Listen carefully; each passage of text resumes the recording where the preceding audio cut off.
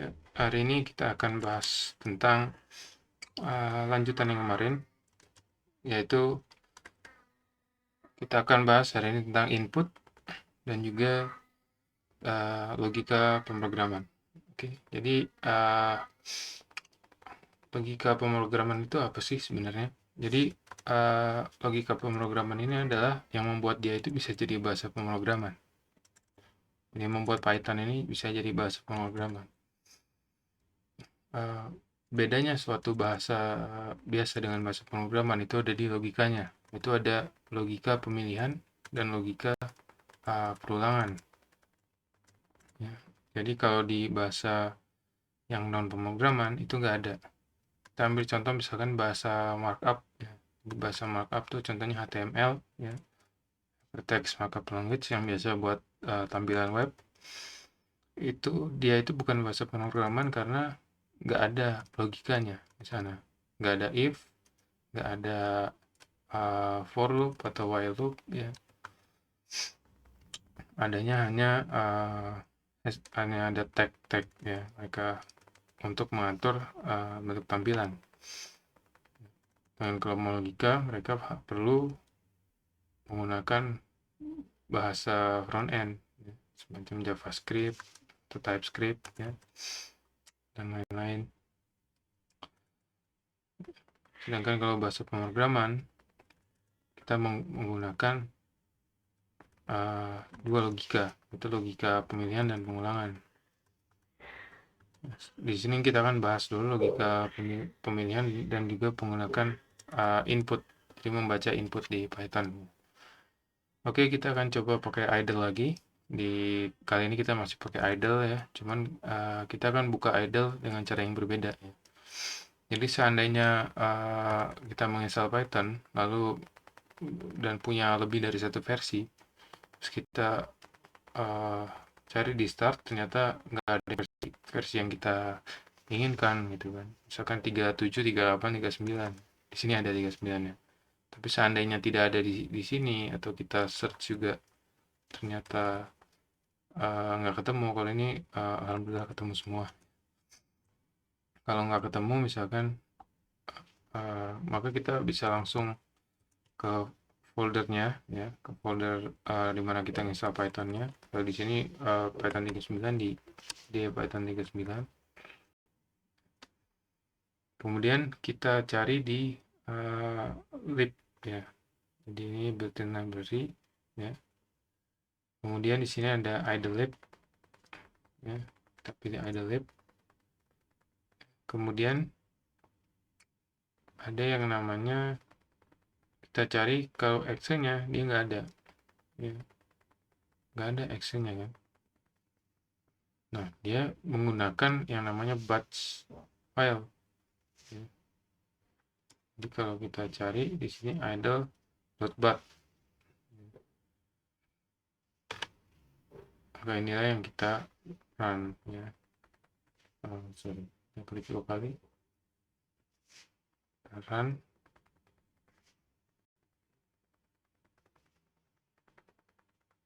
Oke, agak lambat, ya.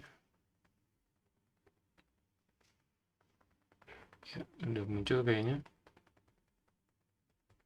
Nah, ini dia, ya. Oke, kita akan bahas tentang input dulu kalau begitu, ya. Jadi sekarang ini bahasnya tentang cara. Kita kan sudah mengetahui caranya membuat outputnya kan, ya. Cuman belum tahu cara menerima input. Menerima input itu fungsinya apa sih? Yang memproses data kita. Di Python itu ada fungsi namanya input ini, ya, warna ungu ini, ya. Jadi kita anggap aja kita punya satu variabel, ya, x ini isinya adalah angka 2 misalkan. Terus kita mau menambahkan input. Y ini adalah input dari kita. Y ini adalah input dari kita misalkan. Katakanlah kita mau memasukkan input ke Y ini, ya, suatu angka gitu.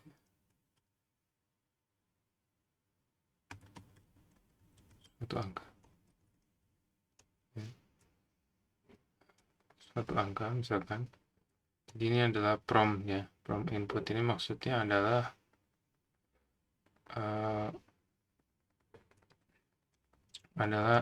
yang muncul nanti ya, suatu huruf di depannya, semacam captionnya lah. Jadi di sini perlu kita perhatikan adalah read a string from standard input. Jadi dia selalu string output dari inputnya ini ya. Variabelnya akan tipe datanya selalu string atau text ya. Jadi kita harus mengganti sendiri nantinya.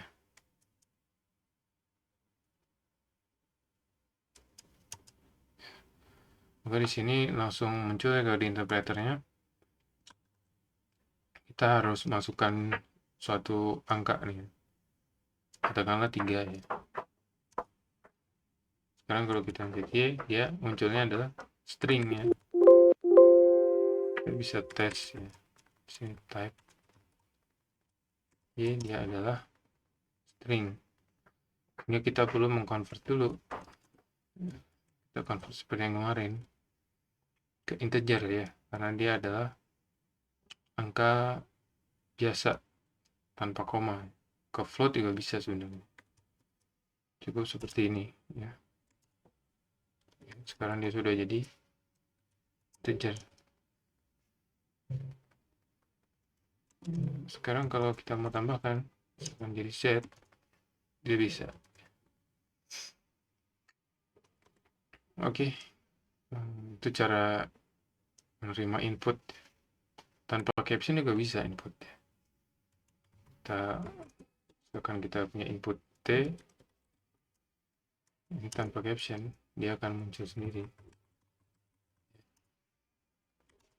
Ini adalah selalu teks.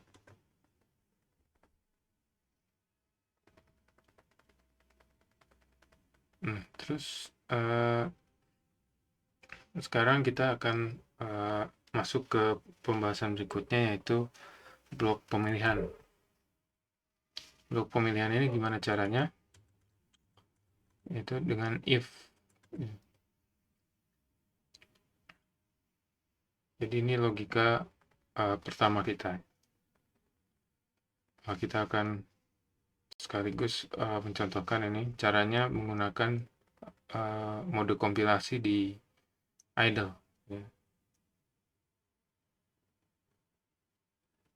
Jadi caranya begini ya, new file ya. Dia akan jadi satu file kosong. Ini adalah mode kompilasi. Ini bisa kita tutup aja. Ini mode kompilasi, kita bebas bisa kemana aja nih di sini. Jadi nggak langsung ditampilkan hasilnya begitu. Ini bisa kita mode kompilasi misalkan. Di sini nggak ada kan, nggak ada hasilnya. Kalau kita pencet enter. Oke, kita bisa save dulu file ini ya. Pencet Ctrl S seperti biasa. Ini kita save di library-nya di Python 39 aja. Kita kasih nama kompilasi. Oke. Kompilasi. Untuk komen segala macam tetap sama ya. Kita jadikan komen aja untuk kompilasinya.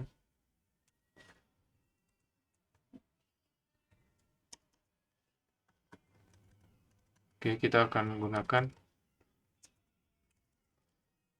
if sekarang. If-nya kita pertama if biasa dulu ya. Jadi ini single if misalkan kita punya kita kan tes menggunakan input ya kalau gitu ya. Kalau kita punya variabel dulu, x adalah sebuah angka 5. Kemudian kita tes misalkan x lebih kecil dari 5. Kita print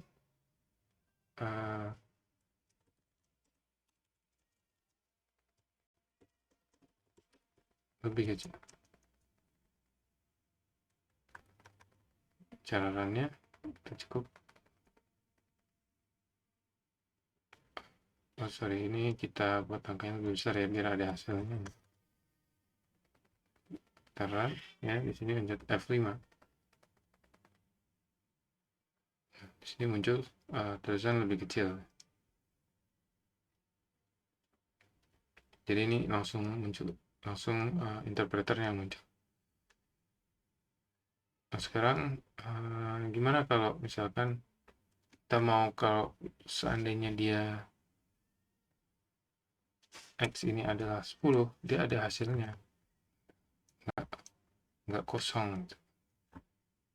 Nah kita kan cuma ngasih tahu ke komputernya ini bahwa kalau X nya lebih kecil dari 7 dia ada hasilnya gitu kan. Yang kita gunakan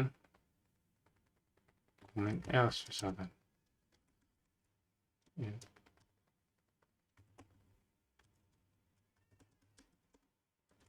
Selain itu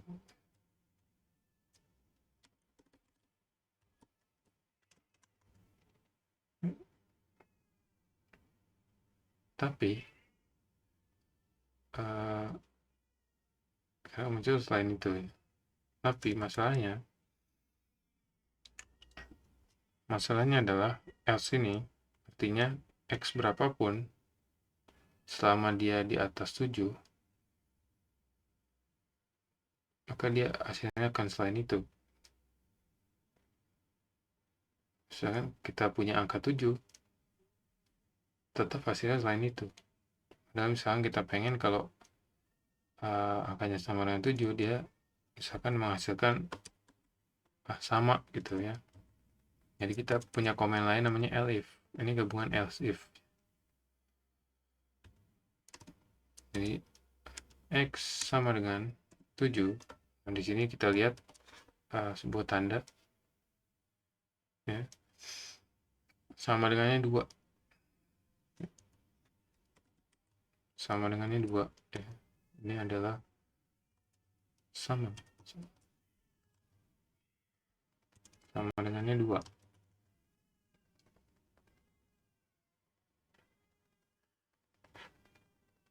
Sama dengan 2 ini adalah tanda yang digunakan untuk ngasih tahu bahwa ini sama dengan ini di dalam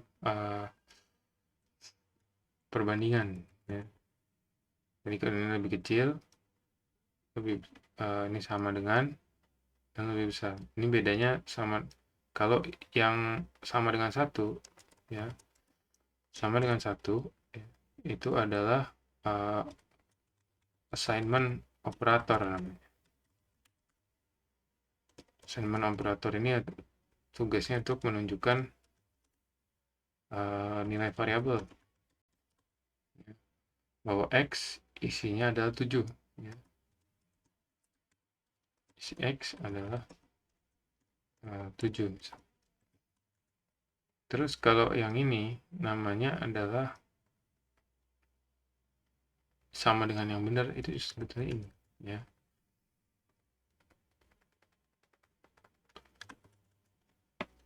Terus ada lagi yang namanya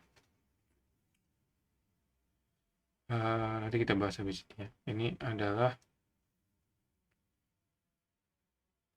yang sama dan lebih kecil dan selain itu misalkan. Yang sama dulu tadi kita run, saya sama.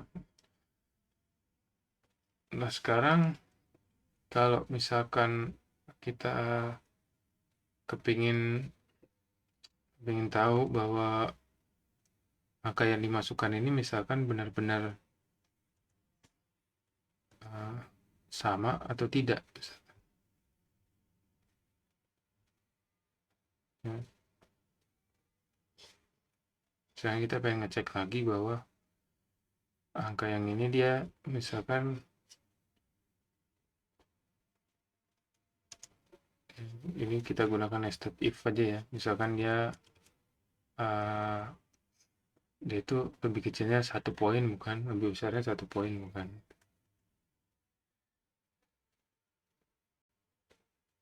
Ya, jadi kita contohkan sekalian nested if.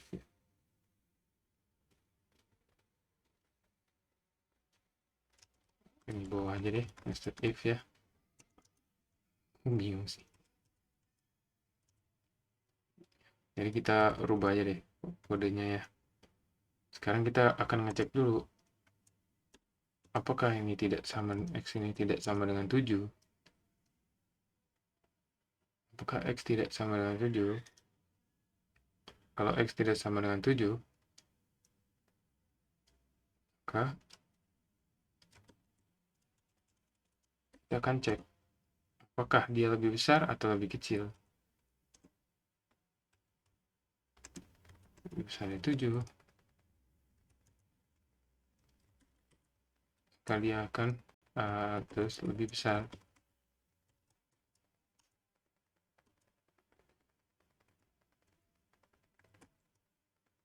Sedangkan kalau dia lebih kecil dari 7,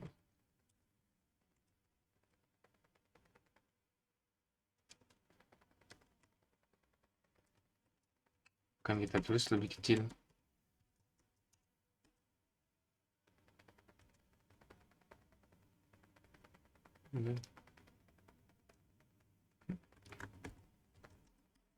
Sedangkan kalau ini, kalau dia tidak sama dengan 7,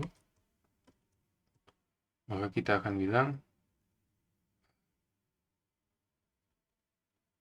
ini kita hapus saja ya, biar lebih simpel ya. Oh, itu jangan ya.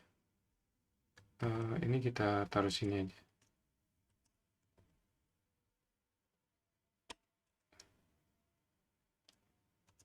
Ini kita tuliskan namanya deklarasi variabel.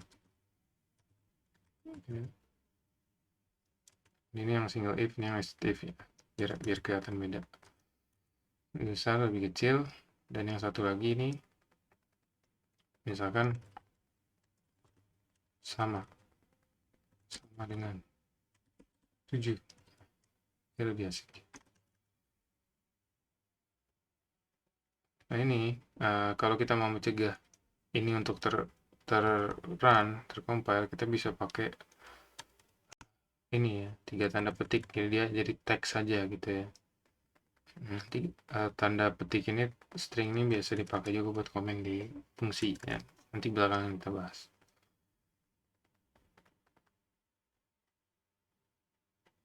Ternyata sama dengan 7 karena dia 7 ya.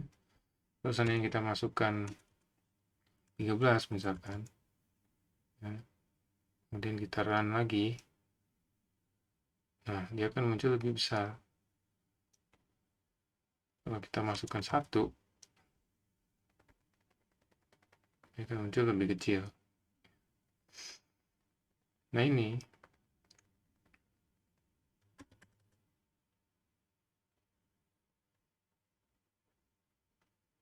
sebenarnya ya.